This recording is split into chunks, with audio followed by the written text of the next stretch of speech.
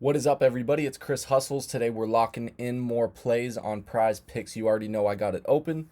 Congratulations to everybody in the VIP for your wins yesterday, and as well as the AI group. Yesterday, our two free picks, we lost out about $10, so we're going to need to get that back in blood with our first two picks here. We got a five man, so I figured five mans are going to be better NBA wise, probably from here moving forward. And even though we've had some good success, obviously subscribe to the Winnable in my description.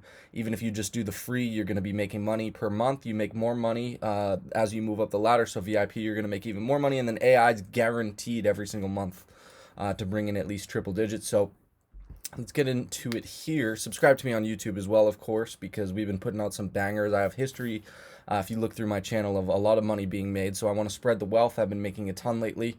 So we got Jeremy Sochan. That's how I've been pronouncing his last name. I do know that he's been in enough memes about not passing the ball to Wembanyama that 13 and a half, especially with the way his lines have been, to be real with you, he gets a lot of touches.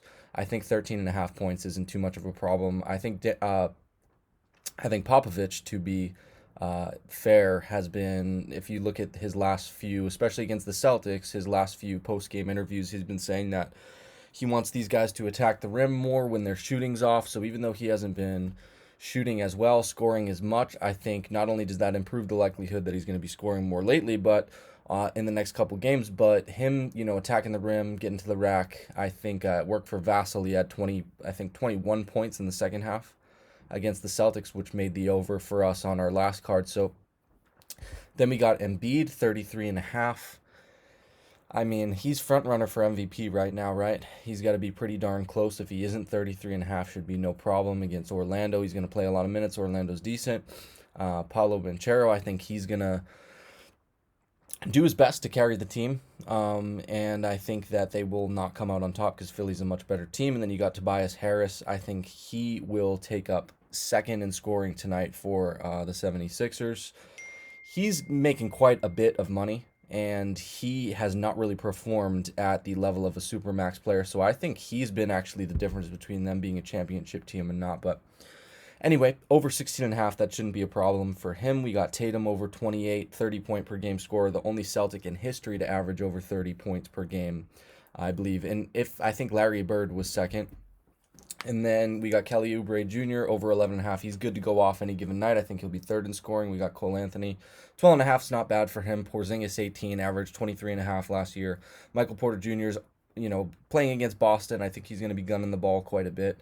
I think he will be, he'll score even more than Murray. So don't super quote me on that. It's not like I have a bet on that, but it's my prediction. And then Derek White, if he wants to get in the All-Star game, he's going to have to do more than 13 points a game. I think he's a lock for that. Celtics lately have been more top heavy, right? Like guys like Pritchard who, they signed a deal before the season.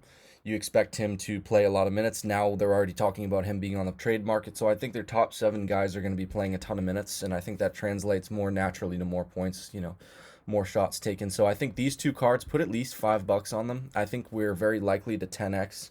And then the good thing about the five mans is that they'll 2x if only 4 of them hit. So I feel like a lot of the times, which is rare when we do lose, I feel like it's only by 1. So we get 3 out of the 4. So 4 out of the 5, it's much safer. We just double our money. And then if the other card loses, we get our money back. So I'm going to try doing that from now on. Anyway, subscribe to the channel.